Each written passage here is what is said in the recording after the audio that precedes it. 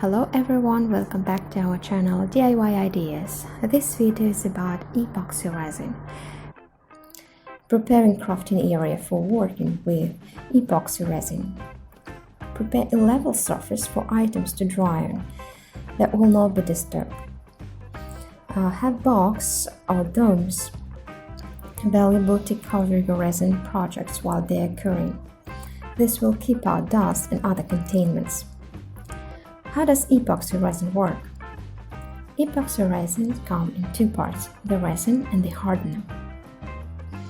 When the two parts are mixed together, a chemical reaction occurs that causes heat production. This heat changes the epoxy from liquid to a solid.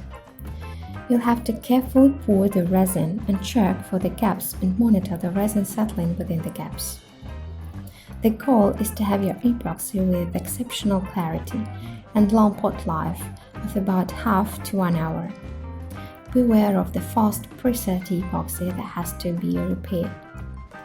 They usually release a large amount of heat and have a short pot life.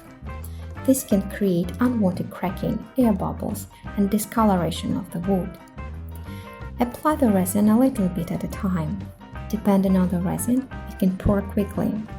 Pouring from a small cup is easy to control. Leave a bit of resin in the bottom of your pour cup. You can then check the resin in the cup to see if your resin is cured. This way you don't have to disturb your project to see how it's curing. A heat gun is great for removing bubbles from your resin. Out of the three types of resin, it's well known that epoxy serves to have the best advantages. If you found yourself thinking about how to create inlays with epoxy, you would have realized that the innate properties of the material make it the best choice. Epoxy resin is extremely long-lasting, odorless, safe to use, and it shows less reactivity with the moisture in the wood. It can also be finished in multiple ways to form a beautiful product. There is no other perfect choice than wood and epoxy. However, you need to make sure you choose the most suitable wood too. Typically, wood like cherry, walnut, maple have been suitable choice for creating resin inlay. These woods are also used for cutting boards and creating thermoplastic. What about embedding other items in resin? Flowers and other vegetation need to be dried before use. Seal-dried flowers, candy sprinkles and so on with a spray sealer to prevent discoloration.